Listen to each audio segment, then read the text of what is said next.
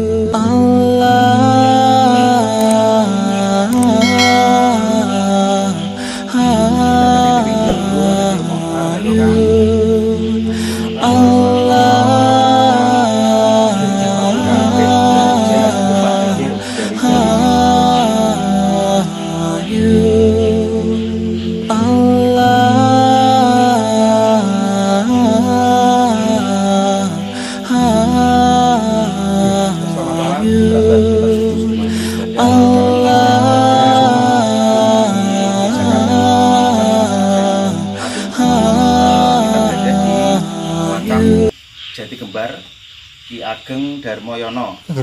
Nanti kita akan menguak sejarahnya gimana, silsilahnya gimana. Nanti berwawancara dengan Pak Nur Rahmat selaku juru kunci dan Pak Abdul Wahid. Nanti diceritakan silsilahnya dan sejarahnya. Bisa diperkenalkan sama kerabat lintas kudus. Terima kasih. Diperkenalkan dulu, nama saya Nur Rahmat dan Abdul Wahid Wahid, saya juru kunci makam Jati Kembar dan Nyai Sombro. Nyai Sombro. Di sini kita tepat di pintu masuk makam Jati Kembar. Disebut makam Jati Kembar karena patok atau tenger atau batu nisannya itu merupakan pohon jati yang hidup. Sekitar kalau diukur lingkarannya ada 5 meter, diameter 2 meter, lingkarannya itu 5 meter, jadi sekitar 500 tahunan umur dari jati kedua jati ya, dari yang utara maupun selatan. Itu makanya disebut makam Jati Kembar. Dan yang di Jati Kembar itu adalah makam Ki Ageng Darmoyono atau yang disebut Ki Gede Miyono atau Mbah Toyaning, Mbah Gianut itu satu orang bernama, julukannya macam-macam. Tapi satu orang ya, Pak? Satu orang. Nah, Darmoyono atau Ki Gede Miyono atau Mbah Gianut atau Mbah Toyaning itu merupakan silsilahnya itu kalau ditarik ke atas itu versi dari salah satu versi itu anak putra dari Mpu Supo Madurangin. Mpu Supo Madurangin itu garwane Dewi Rasawulan. Berarti ipar Raden Sahid yang Sunan Kali Joko. Menantu Bupati Tuban. Dia mengembara dalam misi penyebaran agama tauhid.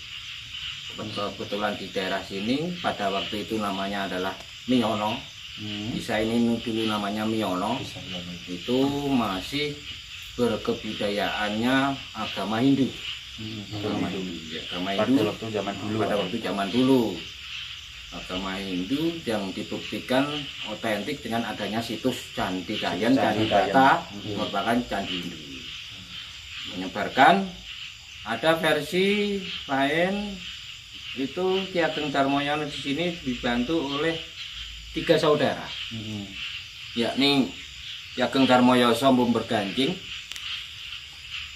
Menyai Sombro, atau yang disebut Nyai Branjung, ada Empu Suro atau Joko Suro.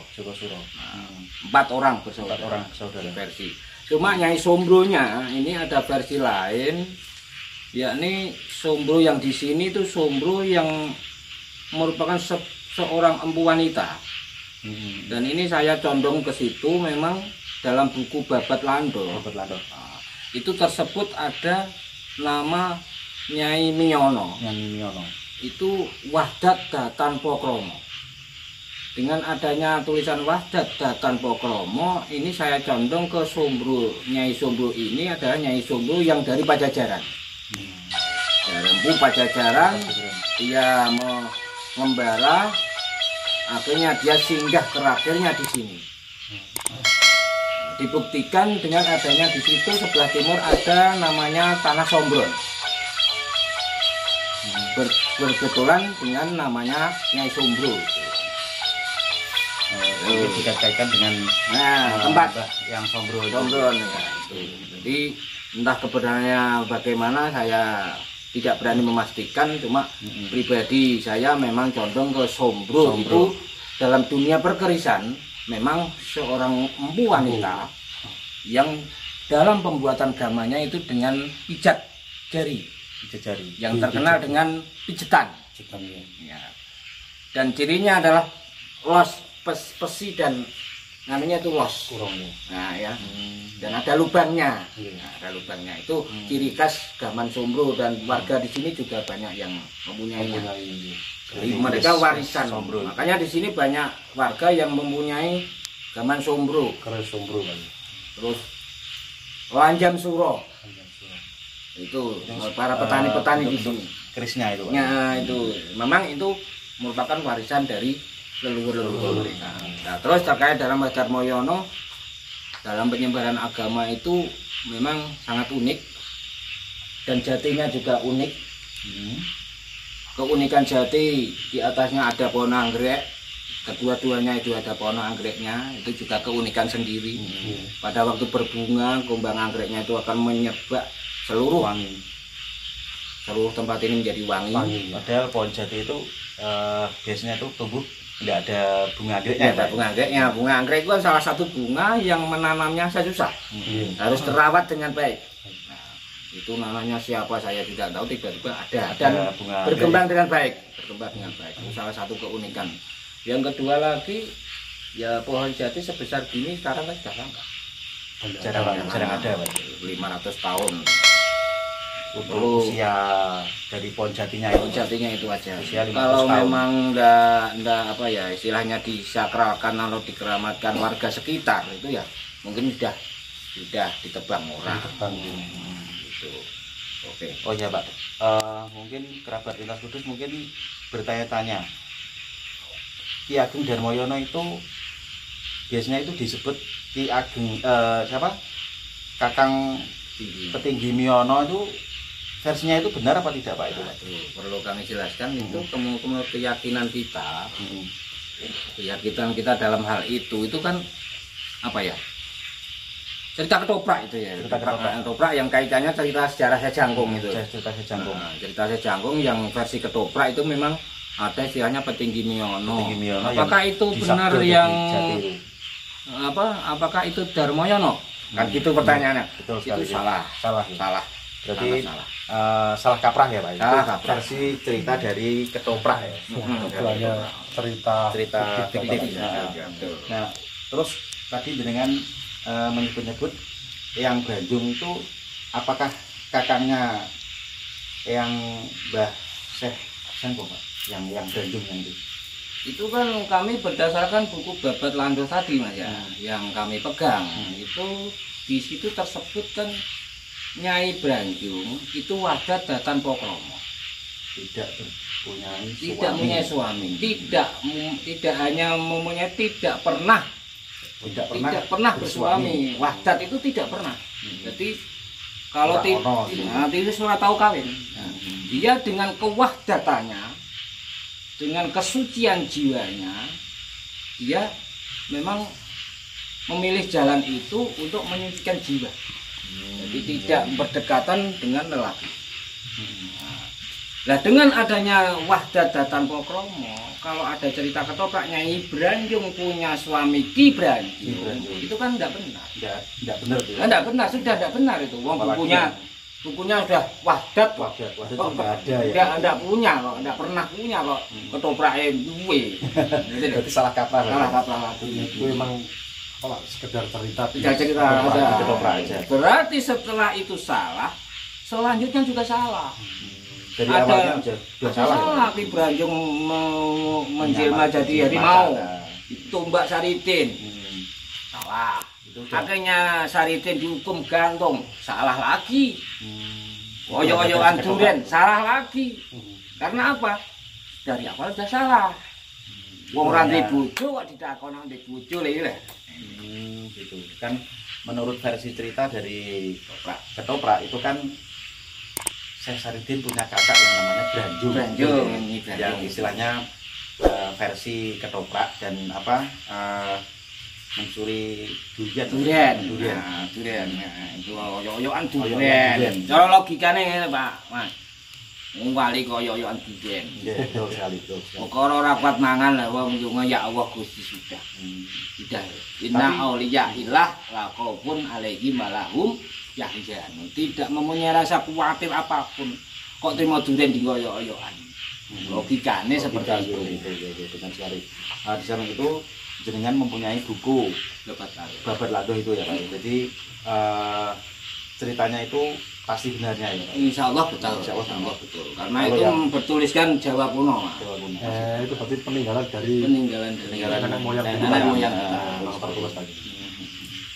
Oke, untuk kerabat Lintas Kudus Suara Kudus official. Ya, nanti kita akan masuk di makom yang di dalamnya itu ada jati kembar, ada dua. Itu dulunya itu tetenger, istilahnya kalau Jawanya itu tetenger, ditandai dengan adanya jati kembar. Nanti seperti apa? Ikuti perjalanan saya di Lintas Kudus di Jelajah Sejarah. Monggo.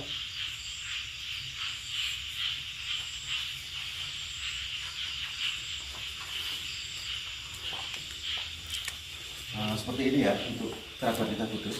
Di sini itu ada pohon jati yang sangat besar sekali ukurannya. Itu sekitar 500 tahun yang jati ini.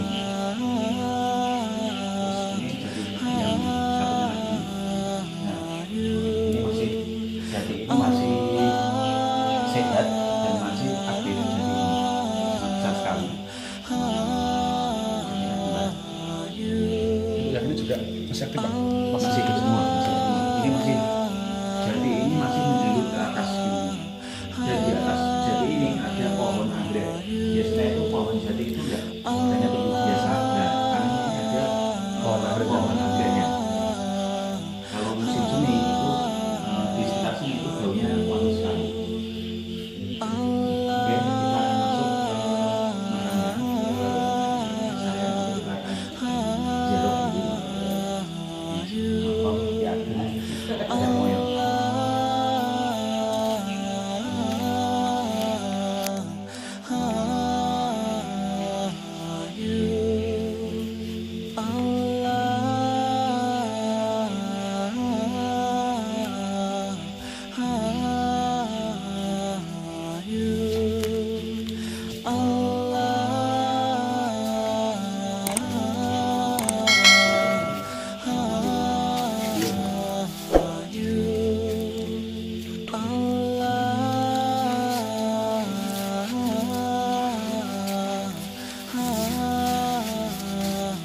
you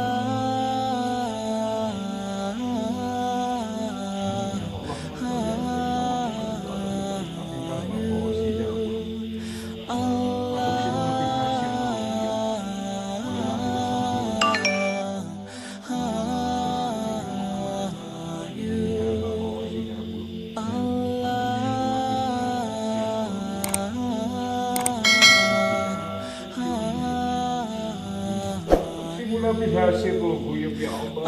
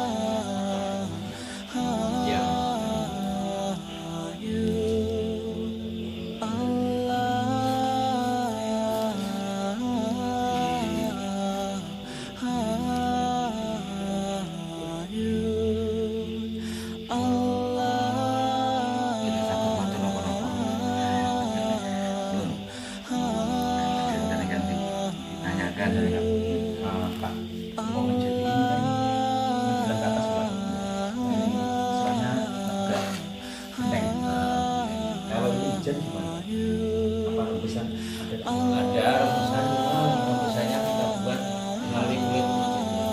Memang harus seperti itu agar apa ya, tetap jadinya itu tetap sehat, teraliri air. Makanya ini jadi lubangnya itu biar apa airnya langsung meresap ke tanah. Tapi jati ini masih aktif. Masih aktif. Cuma ternyata ada daun-daun yang hidup. Kalau kemarau nggak ada. Kalau kemarau nggak ada. Kalau begitu musim hujan terus dahan-dahan yang langsung tumbuh. Ini tingginya pohon jati ini kira-kira ini berapa meter, Pak? Kalau tembok itu saja, bangunan ini sampai atas ada 7 meter. 7 meter. Nah, tembok itu 4 meter. Terus ada itu yang 1-2 meter terus sampai atap kan yang 7 meter. 7 meter lebih. Mungkin sekitar 8-9. Ah, kan itu masih ke atasnya tadi kan dahannya masih tinggi kan. Wong. Tadi pohon anggreknya itu di atas atap. Di atas atap. Untuk usianya pohon ini 500 tahun lah. Sekitar 500 tahun itu prediksi dari perhutani. Dari perhutani. Perhutani menguji lingkar tahun. Ini dilingkari sama meteran itu 5 meter. Lah, patokannya lingkar tahun itu 1 tahun 1 cm. 1 cm. Jadi berkembang 1 tahun tambah 1 cm, 1 tahunnya tambah 1 cm, 1 cm sampai kalau 5 meter itu kan sekitar 500 tahun. Itu tahun 2017-an. Nah, kalau sekarang ya mungkin tambah dikit. Tapi kalau saya kecil pun sudah segini ini. Nah, sekarang ya segini ini kelihatan tidak berkembang. Masih utuh. Enggak pernah apa. Cuma ini mungkin ada yang kalau yang ini yang tengah bolong. Karena sudah banyak tuane. Karena sudah terlalu tuanya dia tengah bolong. Berlubang itu ya enggak berlubang awal tapi biasanya itu ya ada apa? Air masuk ke dalam. Gimbal-gimbalnya ya sudah bergimbal, namanya gimbal jati. Gimbal jati. Gimbal jati. Oh ya Pak, tadi ada situs candi itu bata ini diambil dari situs candi tadi Pak? Ya betul Mas, itu kan karena kami mau membangun makam ini, itu dulu kan hanya jati saja. Hanya jati, ini pelataran tanah biasa. Kami ingin mengamankan jati karena saya sudah istilahnya sudah berkeyakinan penuh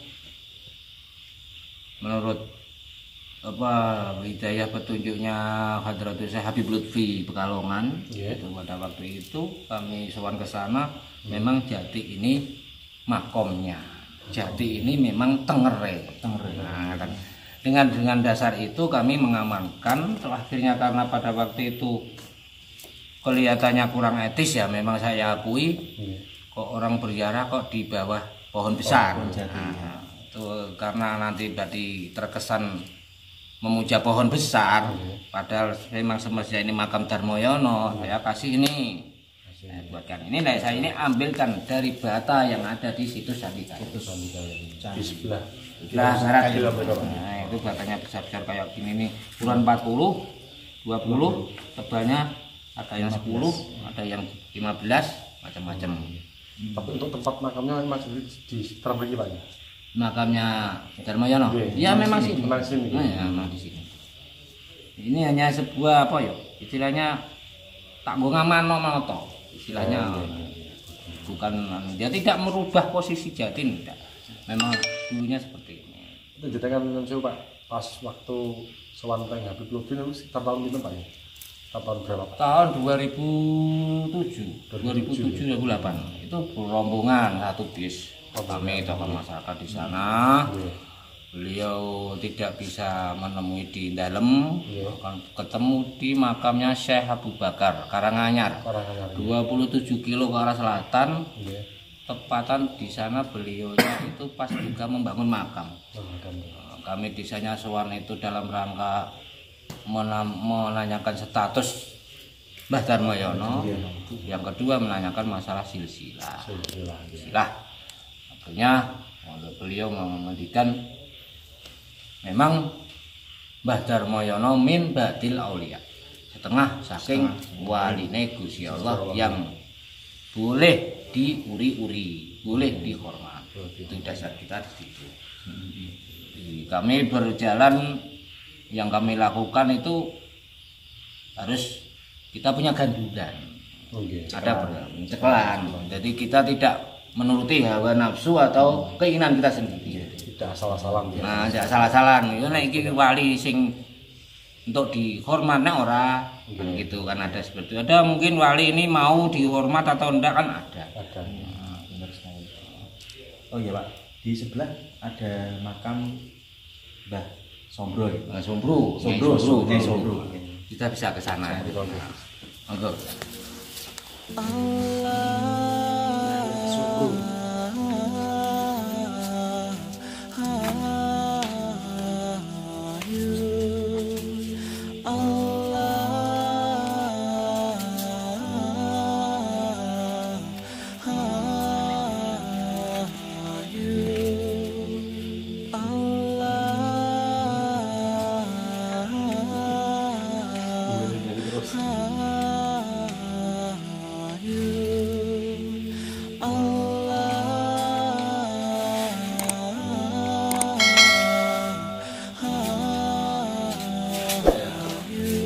Kita barokah Fatihah dulu ya.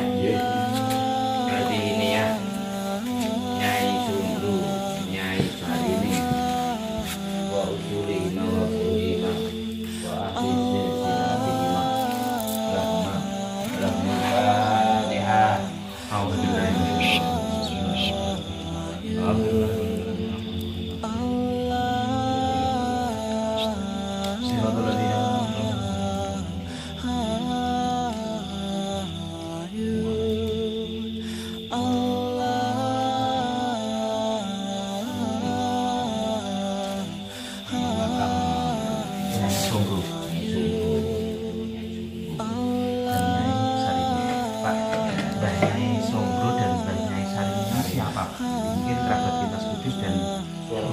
Suara Pardinus mungkin belum tahu Nyai Sombro siapa, Nyai Sari siapa.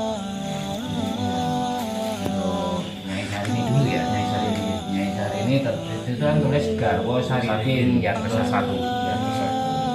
Jadi garwane Saritin ke Satu. Jadi Mbah Jangkung atau Saritin itu kan kecilnya kan di sini. Ini ono. Kecilnya di sini.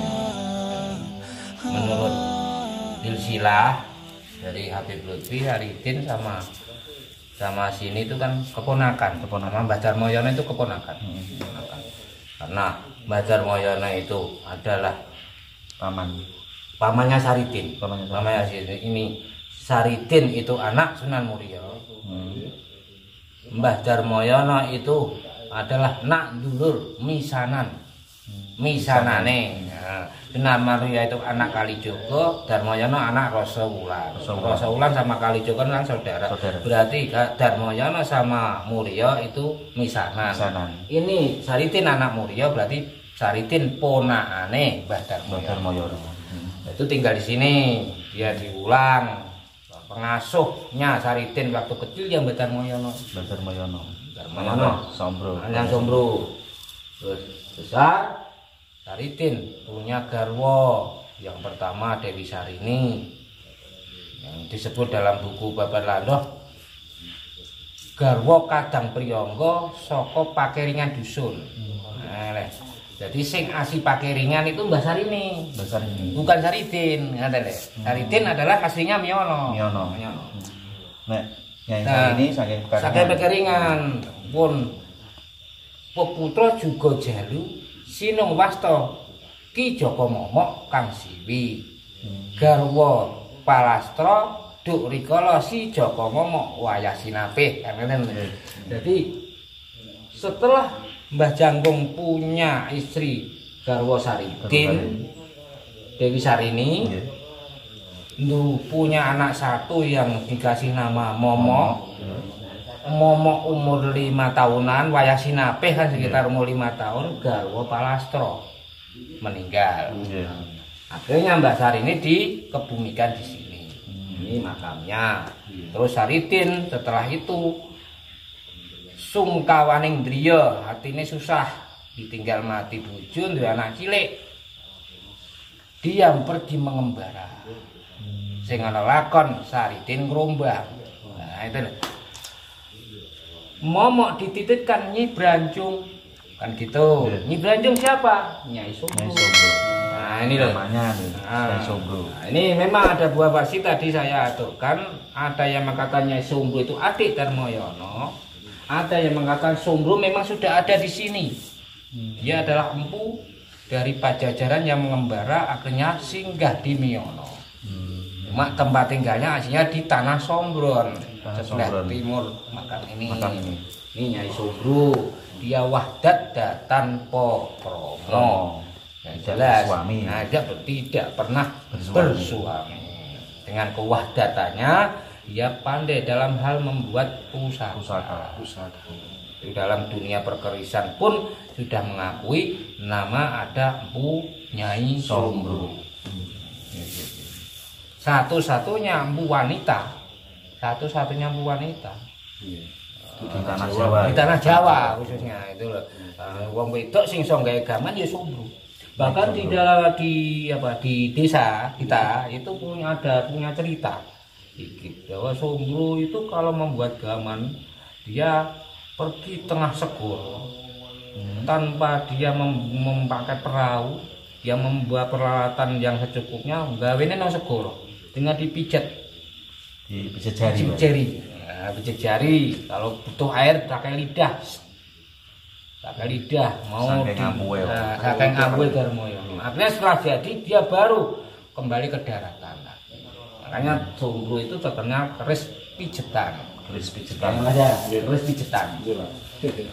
Cirinya lagi di entah ini menurut versi yang mana yang betul, wallahu alam.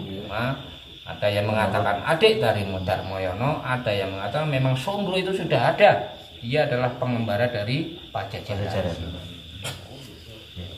Mungkin Aslinya patok bukan ini mas, aslinya patok ya ini. Oh kecil tuh Pak ya. Nah ini dulu kayak kerang ya Pak. ditandai batu putih nih. Batu putih. Batu putih khas. Jadi pada waktu saya membuat ini yang membuat malah orang Sumatera. Dia nadar kalau dapat berkah segala macam dia membangun ini ya. Terus pada waktu membangun ini saya duduk itu menemukan ini. Nah, ini ya tempatnya juga di sini. Kalau ini tempatnya di sini. Hanya batu putih. Mungkin lebih batu nisan aslinya sih Pak. Batu nisan. Batu nisannya zaman dulu. Ya. Batu putih karena memang di sini kan banyak batu putih. Mungkin kerabat lintas kudus. Tembang Pak.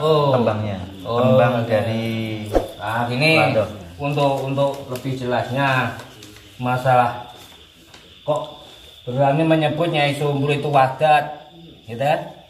Apa kata ini saya ambil petikan dari buku Babat Lando. Babat Lando lampiran pertama itu dibuat pada tahun Nunggal Rasa Ngesti Gesang. Iku sengkalaning tahun 1624 Saka. Kalau di Masehi kan ya 1731 Masehi. 1731. Itu tembangnya kawusa tembang dadang gula. Kawusa caritane nguni jaman ira ing kraton Mataram duk nuju ing jumenenge Sang Prabu Sultan Agung kang ngedaton negeri Matawis haning carita nira cedhak kang ngaluhung dedukuh desa Miyana kakang adi kang sepuh dadya pawestri niki wahdat datan Pokrama sing tuwa ki wedok wahdat datan Pokrama mung sinebut Miyana Nyai sinebut Miyana Nyai ya Nyai Miyana ya Nyai Brayung ya Nyai Sombru kang taruna priya parap ira Seh Jangkung wis krama mangke peputra juga jalu sinong wasta momok kang siwi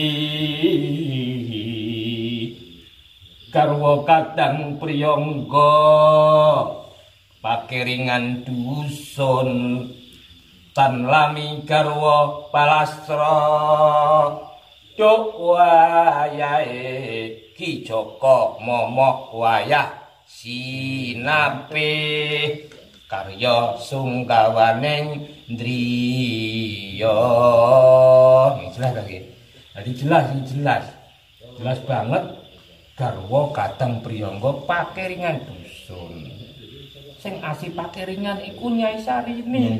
Ora sejangkung dimong. Adalah asik nek maca niku kudu nangis, Mas. Mas sejarah dipelintir itu loh, Mas. Sejarah tidak benar. Saya Abdullah Asik itu kehidupannya itu sejajar dengan Mbah Mutamakin zaman Pakubuwono keempat. Lah, Sultan Sajangkung itu hidupnya masa Sultan Agung. Jauh sebelumnya masa wong wis burung lahir wis ngemong. Berarti Syekh Saridin itu hidupnya itu hidup di zaman Sultan Agung. Monggo terus Syekh Abdul Asik Kiringan zaman Pak Kubuwono sudah berapa keturunan itu? Jauh sekali. Jauh sekali itu. Makanya gitu ini jelas disebut di Babat Lando ini bukan ngarang ada ini ada pakemnya buku dari Babat Lando dan buku juga asli itu juga dipegang oleh pengurus Syekh Jangkung sama jadi ini membuktikan bahwa Nyai Sumbul ini wahdat, Nyai Branjung wahdat, tak pernah kawin, tak pernah bersuami. Dengan begitu cerita Nyi Branjung duwe bojo Ki Branjung ya salah. Ki Branjung mati dipateni Saridin ya salah. Saridin dihukum gantung ya salah. Yang benar Saridin mengembaranya itu bukan karena dioyak-oyak wong pati. Neng karena dia sungkawan ning Driya ditinggal mati garwane duwe anak cilik. Wenes. Wah, ditinggal mengembara dan dimong kalih Nyai Sumbul. Apa Gus Momo dimong Nyi Branjung. Nyi Sumbul diserahkan Mbak Yu. Aku tak lunga mengembara iki momok mongen. Mengembara sampai Rembang, Trangkil, Cilegon, Palembang sampai terakhir di Mataram. Ketemu Sultan Agung dijadikan ipar. Dijodohkan sama Dewi Retno Jinoli. Istri terakhir itu udah di Palembang juga punya istri, di Cirebon juga punya istri. Dan dia terakhir garwane Dewi Retno Jinoli dibawa pulang sampai Landoh Kayen. Oh, gitu ceritanya itu. Setelah mereka menetap di Kayen, Momo yang pada waktu itu masih berada di Miono sama Nyi Sumbul, Nyi Branjung ditarik Momo di melu Bapak Nong Landoh. Nyai Sumbul tetap berdomisili di Miono sampai peristirahatan terakhir di sini. Akhirnya masyarakat di sini di Miono mengikuti Gus Momo ke Landoh sana. Artinya di sini kosong, tidak ada penduduk, pindah ke Landoh. Oh gitu alur ceritanya seperti itu. Jadi untuk versi yang ketoprak dan yang lainnya itu dibesar-besarkan dan hanya cerita fiktif belaka. Ya kalau mendengar itu hati saya menangis, Mas. Betul saya menangis karena keyakinan saya dengan berdasarkan Bapak Laun dia seperti itu gitu loh.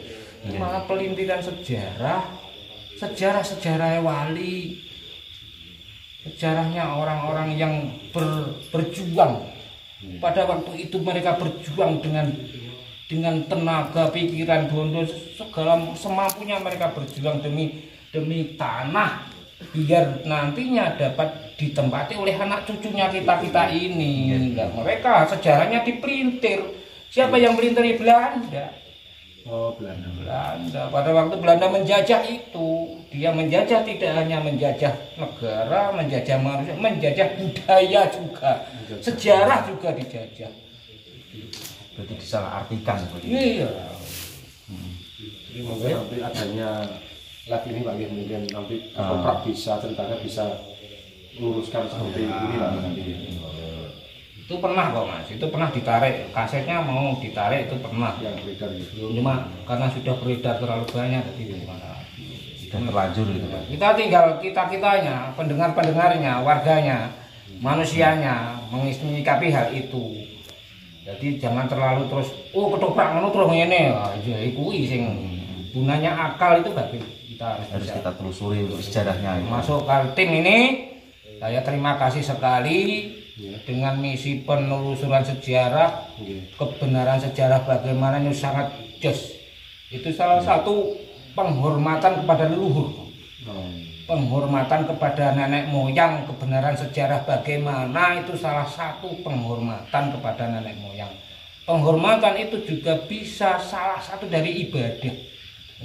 Peribadahan kita. Mereka semoga nenek moyang kita yang kita benarkan sejarahnya mereka tahu dan akan membalas budi kita. Jadi kita tidak mengharapkan balas budi mereka, enggak, cuma mereka saya harapkan tahulah perjuangan tim ini dalam penelusuran pembenaran sejarah. Ya, mugi-mugi barokah Pak ya. Amin. Saya mendukung sekali.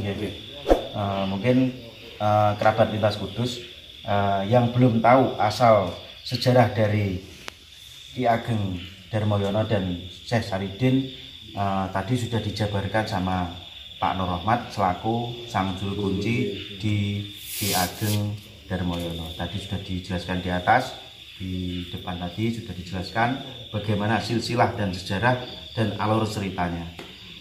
Tinggal kita istilahnya mengenang dan istilahnya seperti nguri-nguri budaya Jawa, nguri-nguri budaya Jawa. Oke, mungkin cukup sekitar di sini. Oh ya Pak, mungkin di sebelah barat itu ada situs Candi Kayen, itu yang satu-satunya di Pantura, itu yang ada di Kayen. Nanti kita akan menuju ke sana melihat seperti apa Candi Kayen satu-satunya di Pantura, di Jawa Tengah khususnya ya Pak. Nanti kita akan lihat.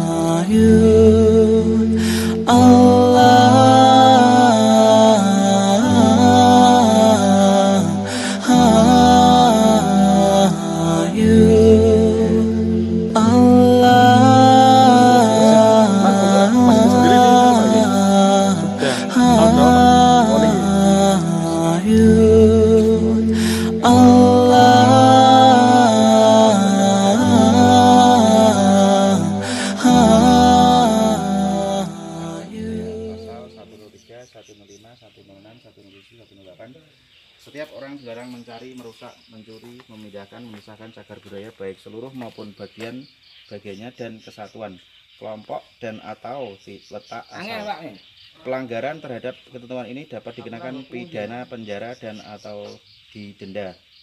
Pasal 85 dan 87 cagar budaya dapat dimanfaatkan untuk kepentingan agama, sosial, pendidikan, ilmu, pengetahuan, teknologi, kebudayaan, dan pariwisata dengan izin pemerintah dan atau masyarakat hukum adat yang memiliki dan atau menguasainya.